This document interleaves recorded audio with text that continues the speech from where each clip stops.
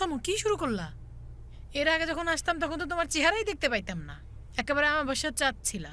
এবার আসার পর থেকে দেখতেছি সারাক্ষণ বাসায় আশপাশ দিয়ে ঘুরঘুর করতেছো, একেবারে পাতে তুলা খাওয়াচ্ছ। এইবার মনে হচ্ছে আমি একেবারে রাজধানীর ভাগ্য নিয়ে আসছি। তুমি তো রাজার রানী, বাড়িতে তোমারে পাতে তুলে খাবার দিই আমি। আচ্ছা, প্রেমার একটা বিষয়, এবার মিষ্টি কেক, আমি তো খুব অবাক হইলাম। একটা কিছু করা দরকার।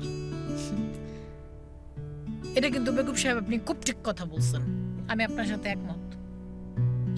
তুই এক কাজ কর, কনসালটেন্সি বাদ দে,